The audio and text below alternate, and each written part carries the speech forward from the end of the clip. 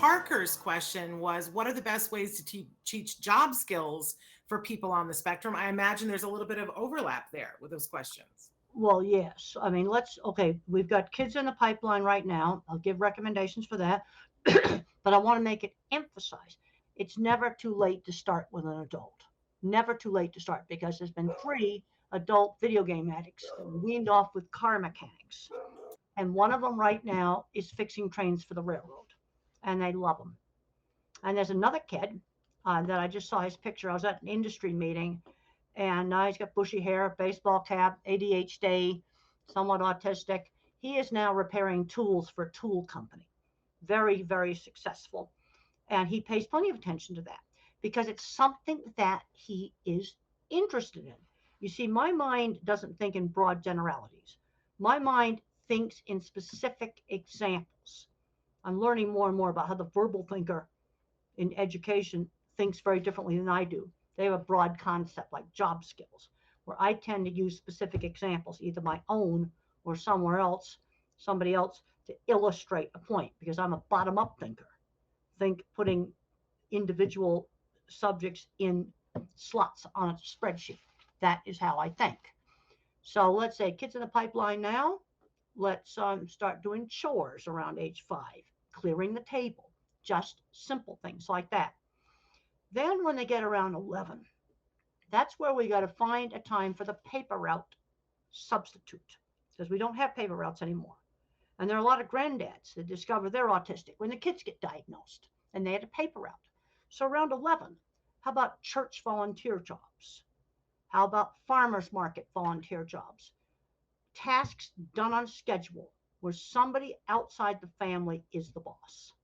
That is really important. Instant, they're legal. I want real jobs. Instant. I don't want to think about it. We're going to do real jobs. And let's talk about some of the things that will not work. Let me tell you where I won't put them. This is on the bad spreadsheet box. Busy McDonald's takeout window. Too much multitasking. We don't put them there. Super crazy wrapping station at Christmas time in a store. Don't put them there. Those 2 are failures. Okay, let's look at some that worked. Okay, bagging groceries. Office supply store selling printers and other equipment was successful. Ice cream shop's been successful because you work with each customer at a time. These are actual real cases where parents had some very great successes.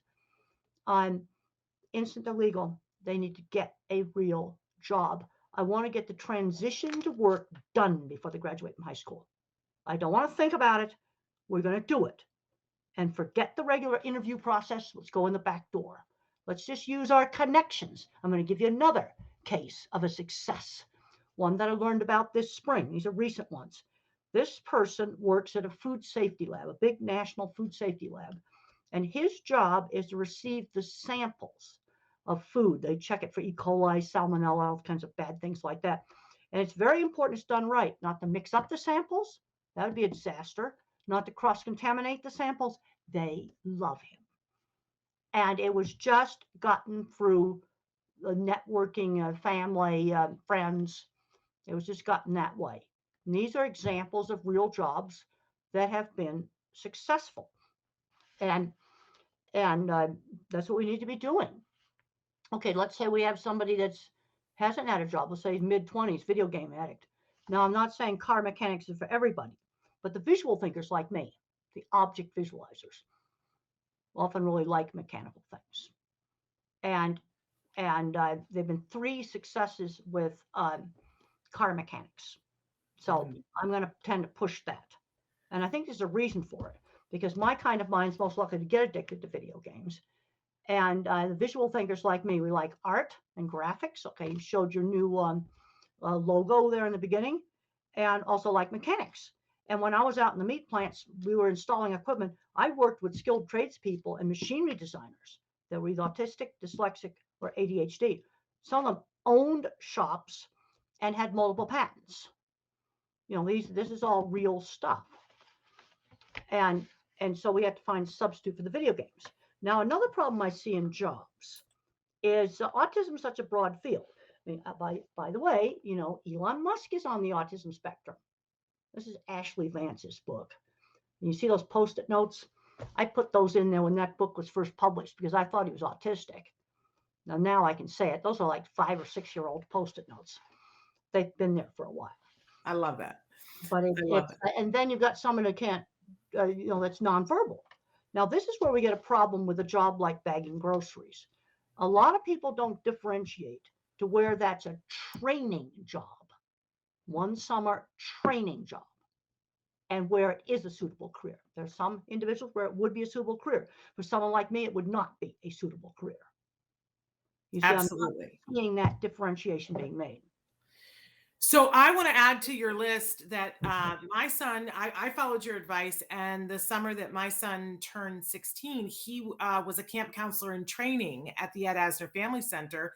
And then this last summer, he was a full camp counselor. So we love the Ed Asner Family Center and how they've made that a possibility for individuals on the spectrum. And now my son has graduated to a job where he's a union actor in the scare maze over at Universal Studios. And I've noticed Good. There's a lot of young people that are interested in acting and voiceover. Yes. By the way, today is the second season of Lock and Key debuts on Netflix featuring Kobe Bird, fabulous actor on the spectrum. Encourage everybody to watch that.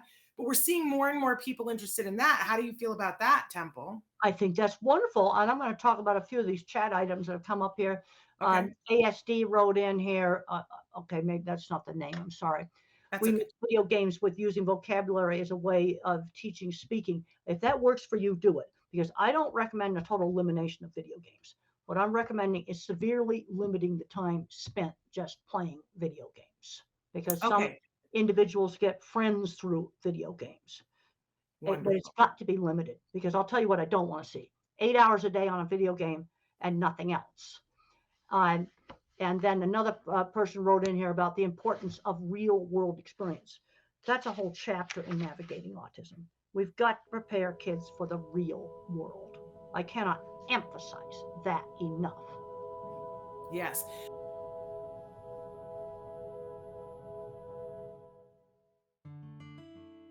Thanks for watching Autism Live.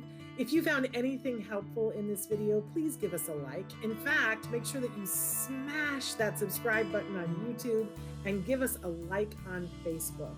You can also follow us on Twitter and Instagram for important updates. And please download our free podcast wherever you get your podcasts. See you next time. Until then, give your kiddos a hug from me and one for you too.